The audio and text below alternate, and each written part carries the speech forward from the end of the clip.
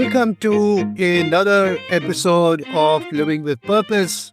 Today, I have a very interesting guest, somebody that is a little different from what you might normally get on my podcast. I have Julia Qian, who is a Chief Financial Officer of Health and Tech, which is a NASDAQ-traded company where she brings in both health and technology together. We're going to listen to her career and her journey of purpose. So please join me in welcoming Julia. Thank you for having me. It's really my privilege and honor to be here. I'm grateful for the amazing work you have done and continually carry on living with a purpose and give everybody a tool to live purposefully, to strive on their career, their personal life. Thank you. You were welcome. So Julia, let's start off. Let's go back to how was your growing up? Where did you grow up? And how did you eventually come into this career? Yes. So, for people outside the United States may not know, but you look at me, I'm Chinese, right? So I was born in China. I grew up in China. And then my generation was the last generation at the time China started one-child policy. So I had a brother who recently passed away due to COVID.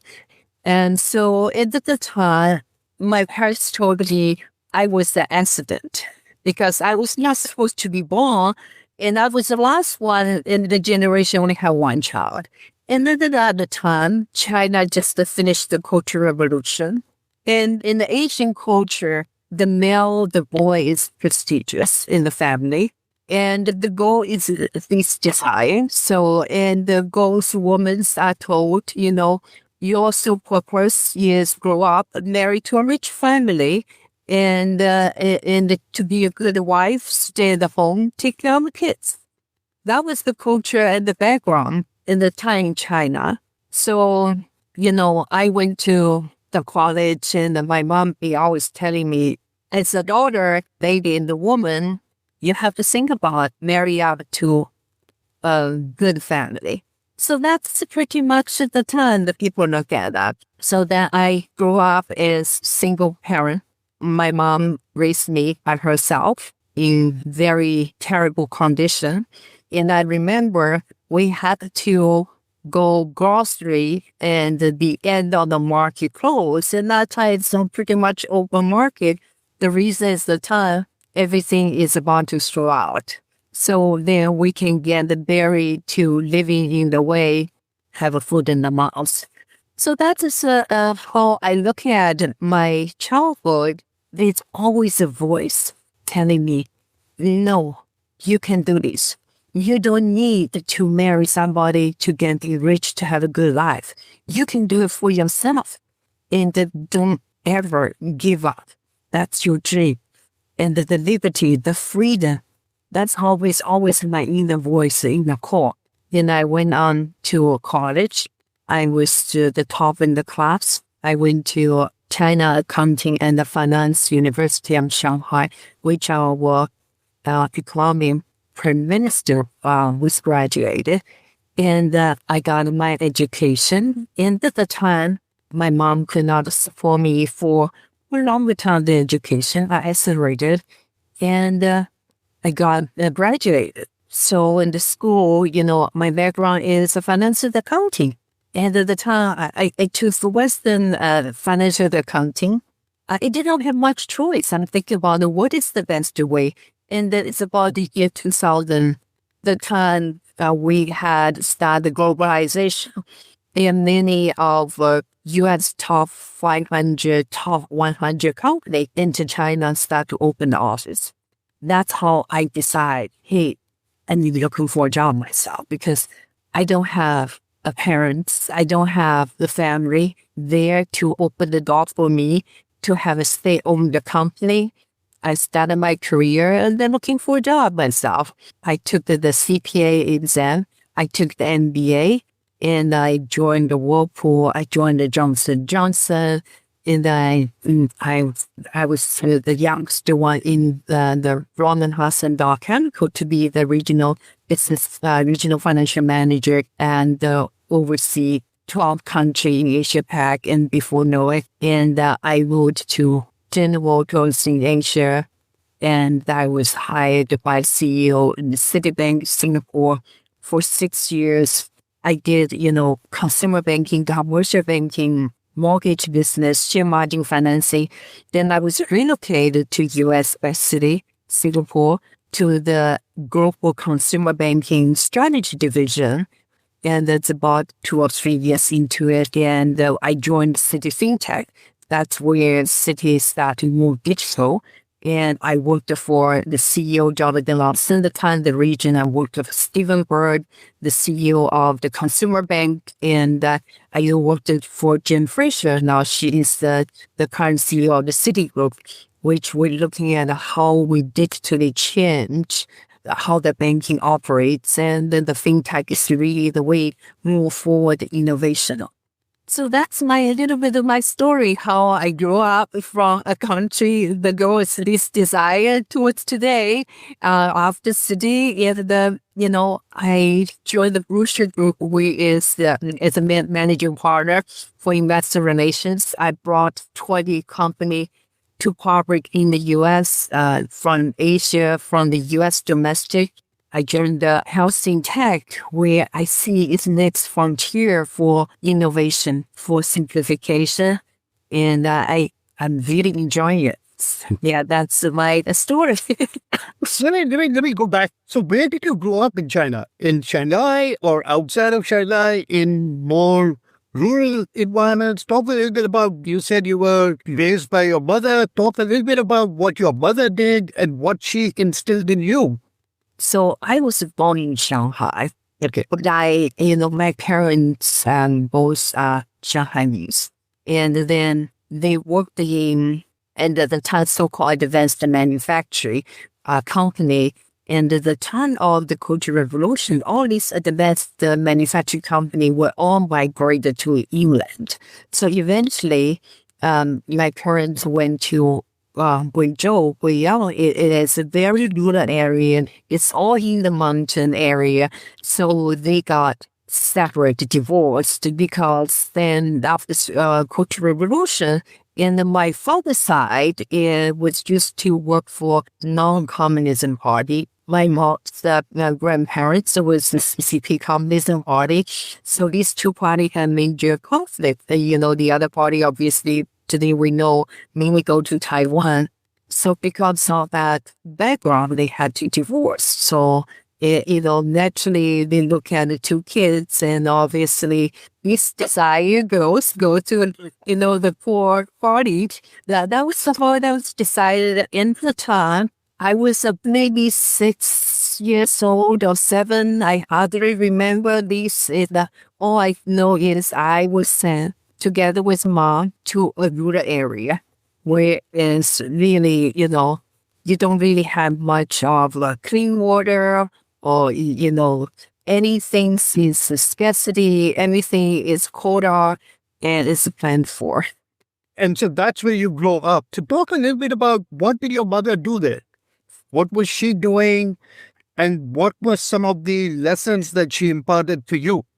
So my mom worked in the factory. She operates the precision machine. And that time, hardly is any woman to operate the precision machine.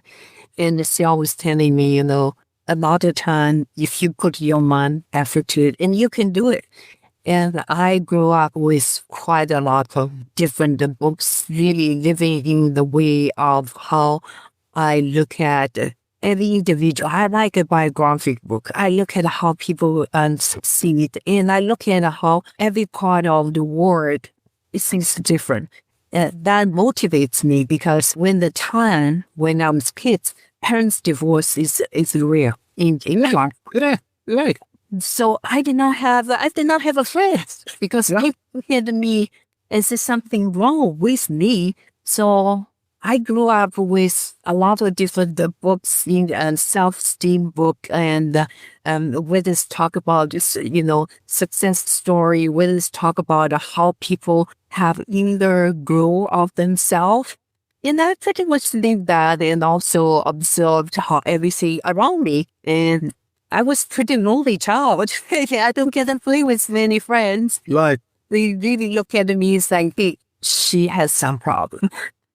So from that environment, you get to one of the most prestigious institutions, financial, educational institutions in Shanghai. So how did that happen? And why did you decide finance was what you wanted to study? Were you just good at numbers when you were growing up? That is accident. I did not know what I wanted to do. I look at the time that economic was booming in China, just starting. They are short of the talent who can do financial accounting. Most of the accounting is really Chinese accounting. It's not the gap accounting. People do not know.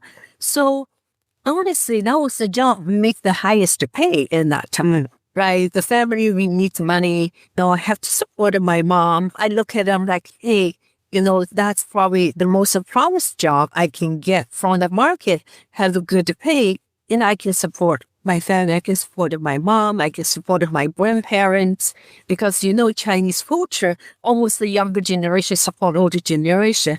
And I have my grandparents retired. My grandma never worked, they live in very terrible conditions. So I thought, hey, what I can do is let me pick up a subject where it's the highest income. I did that, but I know I did not like it. I said, hey, I really don't like the accounting. I like marketing, I like business, but however, I don't know what I did at it. And I started to learn that I get my CPA certificate, I get my MBA. So with the thought is I want to, armed with knowledge and continuously to try different role. And that's how I eventually learned through my experience and different work and different assignment. I realized I'm very analytical and have the mind to solve the problems. And it's always keep the curiosity high.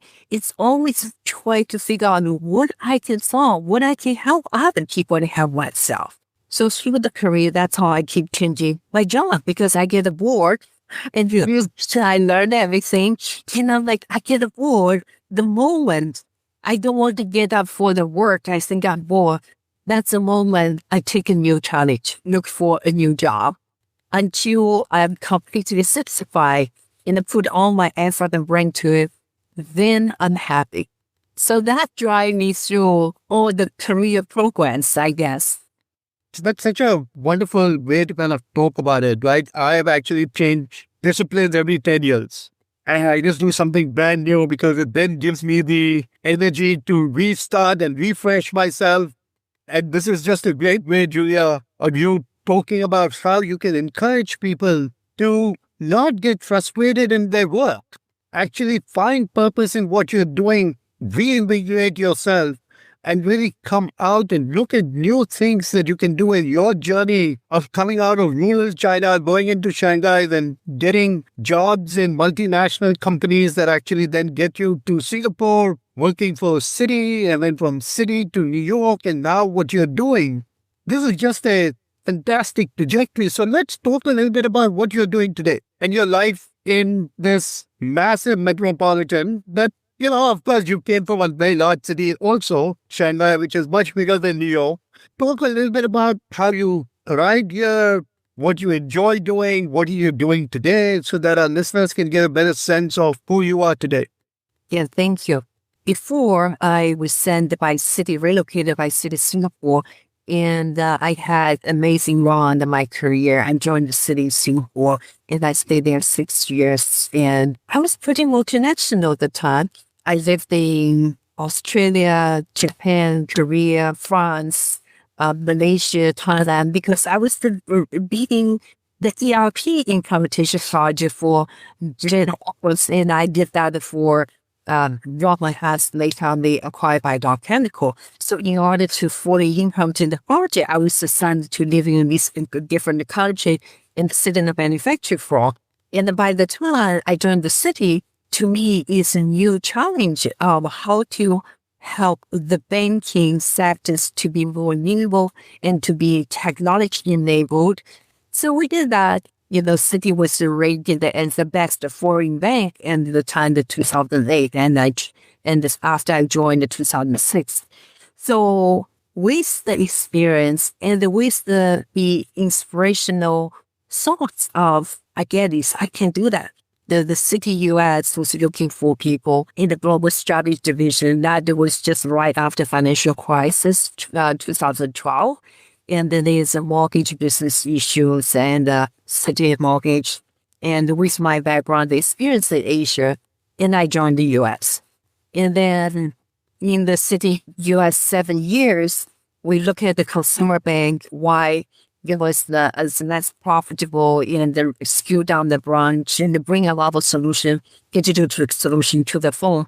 For instance, mobile chip devices started in 2015. It may take 10 years for people completely change their behavior. The technology is there, the adoption is slow, but how we engage with the consumers and how everything else can work. So when I'm looking at after that Citi, and the reason is my mom had a minor stroke. That I was looking for a job where I can be working from China or Asia, everywhere else. I don't need it to be always, because the job in the Citi is very much domestic, local. You will get to work overseas, travel often, and she needed some attention. So I joined the brochure group where I have absolutely liberty and the freedom to work wherever I want to work. So I spent quite a lot of time back to Shanghai to take care of my mom. And thank God, and she recovered pretty well. Then I joined the housing tech. So the interesting story starts, and the founder, Tim Johnson, and I know each other for quite a long time. Wanted to sell some product in Citi. Citi sold the traveler. We did not really foresee the business, but we kept in touch. And then he wanted to change how insurance work. I said, absolutely, Tim, because today insurance is about the 4 trillion. Healthcare is about the 4 trillion market. It's a 2 trillion insurance sector with little innovation. And every time I look at my medical insurance, I don't understand. The premium always is high. With the premium, I still need to pay. I don't even understand what the deductible was. So when I started, I'm like, is this completely chaos? I think how the normal people can understand and manage this, that presents a huge opportunity. So then we created the platform where it's vertically integrate all the ecosystem together and the healthcare product solutions.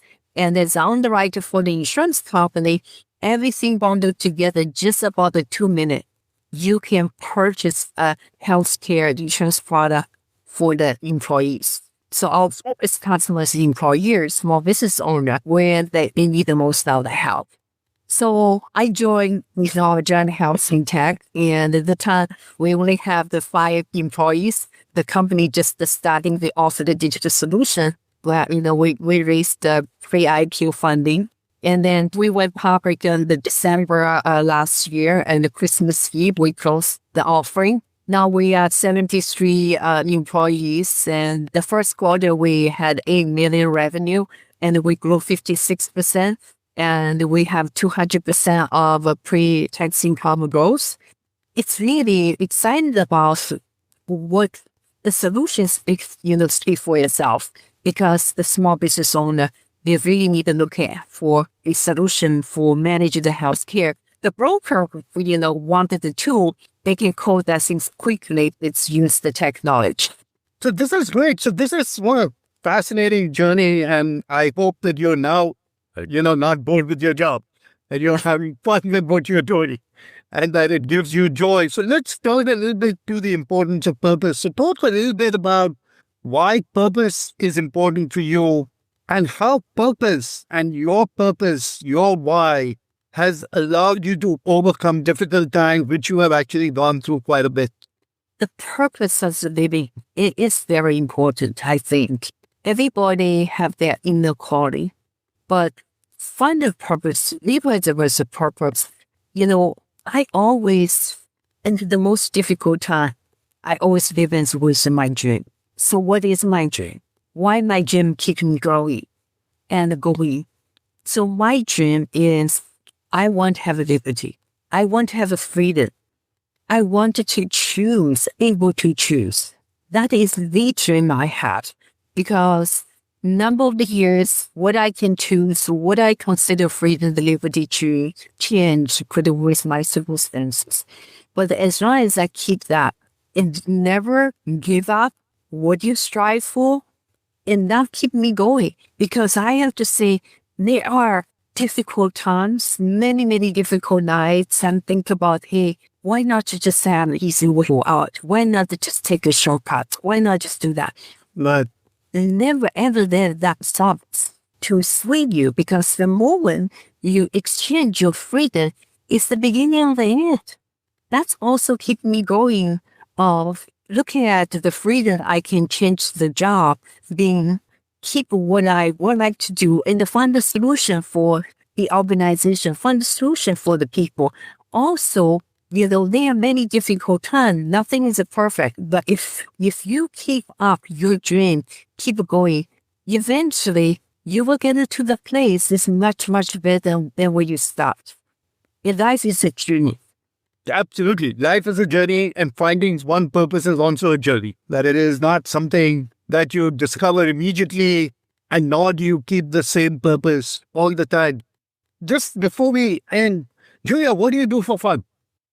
Fun is I go to the yoga class and also travel. Lately, I started the fishing. That's pretty much a fun thing to do. That's great. I can't be happier. As we end, give us your one golden nugget, wisdom that you would like to share with our listeners. I would say life is a journey. It's always have up and down. Never ever give up your dream. If you don't know your dream, always pursue it. Always ask yourself what you want to do. And eventually, you will find out what you like to do. And just do not give up. Julia, thank you so very much. This is a very important lesson for all of us that don't give up. And again, to all of you that have been listening to my podcast, as I continuously say, purpose is that renewable source of energy that continues to drive us forward. Purpose really is that light switch. So when the times get tough, switch it on. Switch on your purpose. Discover your strengths, your values, and live that. Purpose does not just come from the work that you do. It actually comes from the life that you lead, whether it is for yourself, your family, your community, your faith, and your work. So think about living your life as a complete effort and not just segmented between work and then everything else you do. So if you can bring all of that together, and as you can see with Julia, she's been able to weave this together so that she can actually live a life full of purpose. Julia, thank you very much. For those of you that are interested in learning more about our book, Living with Purpose, please reach out. And thank you all very much. Until next time. Julia, thank you so much. Thank you for having me. It's really my honor to be here.